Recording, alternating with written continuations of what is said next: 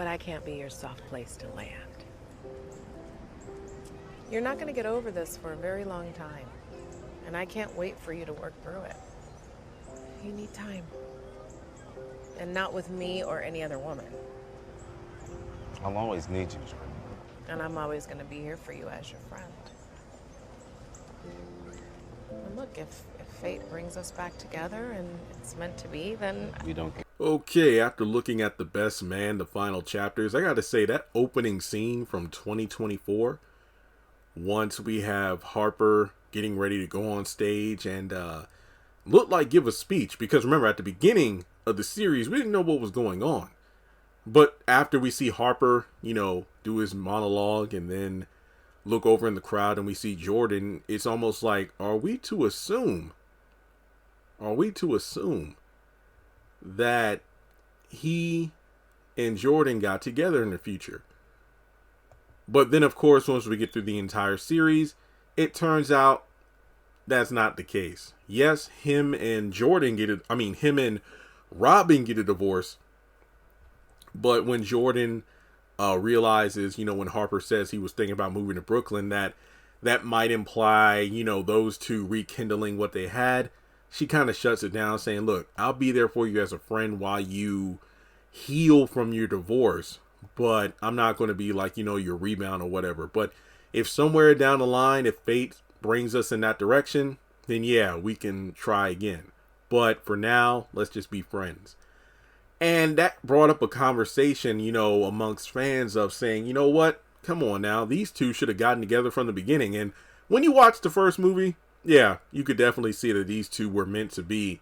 Then the second movie, you had that moment where I believe after finding out about Mia having cancer, you had Jordan, in the kitchen crying and, Harper was there to console her.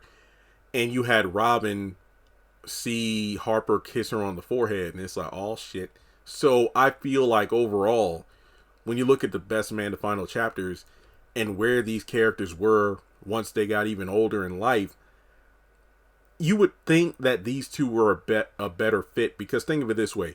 Harper always wanted more. He had goals of being, a Pulitzer Prize winner, being on, the front of magazine covers, seminars and things like that. He didn't feel comfortable staying in his lane, which he was doing pretty well in for the most part, in terms of staying in a certain niche of the literary market, but he always wanted more. He wanted to try something different. It's kind of like, for example, let's talk music wise, when Marvin Gaye wanted more control of his creative ability at Motown, where he was doing very successful with the music he was doing, but he wanted to write things with more of a meaning, more of a purpose.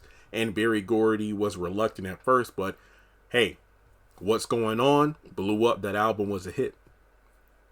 And from there, he gained the control he wanted. But when you look at people like Quentin, telling him like, look, now you stay in your lane. You're doing good. Don't worry about, trying to chase content with meaning when you're bringing in money to support your family. I can see both sides of this. It's kind of like, when Quentin dealing with the prospect of selling his family company for a huge financial windfall, or keeping the business in-house because it was started by Black people and it was supposed to carry on down the road, by another Black owner as time went on. But it's a conversation of, well, when does it end? When exactly does more? When for someone who always wants more, when do they have enough? When you look at, for example, Jordan, she was career driven, motivated, but eventually it got to the point where it was affecting her health, because it was always a list of itinerary things to do, but not one selection or one option on that list was self-care. I mean, she was dealing with migraines, temporary blindness, and, well, a potential pregnancy, but it turned out that wasn't the case. So, when you really think about it, these two being together would have been interesting, but I don't think that they would have enough time to nurture their love and their marriage. I feel like, no doubt, the chemistry and love for each other is still there.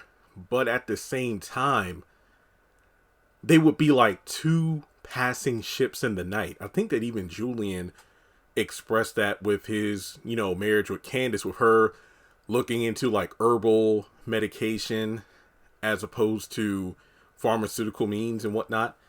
And, with him having to basically wear the hats of so many roles in the family because Candace was trying to make it through like, school. So he had to tend to the kids and, he was doing his job and whatnot. So it always felt like Candace wasn't there, but it was because she was pursuing education, in the same way that it felt like Harper wasn't there for his marriage and his family because he was always trying to do more, another book, a movie, a sequel, get a Pulitzer, just basically climb the ladder. So you could argue that these two would have I feel like they would have a marriage with more understanding as opposed to love and, just time together, because they would both be so wiped out from their careers. They're both career-oriented people. So, yeah.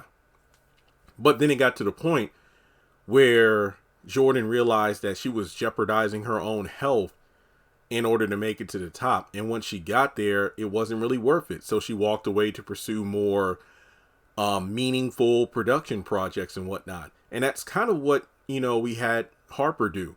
He didn't step away from the fame or anything. It's just the fact that he took his material in a different direction, and as a result, Pulitzer. So it's kind of like, you kind of do what you have to do in order to cross over.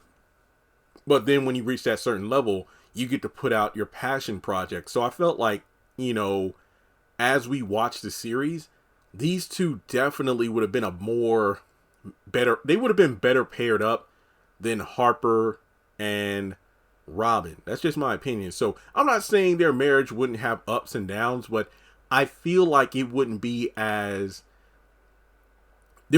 much friction between Harper and Jordan as there was between Harper and Robin, at least in my opinion. But what do you think? Do you think that these two should have gotten together from the beginning?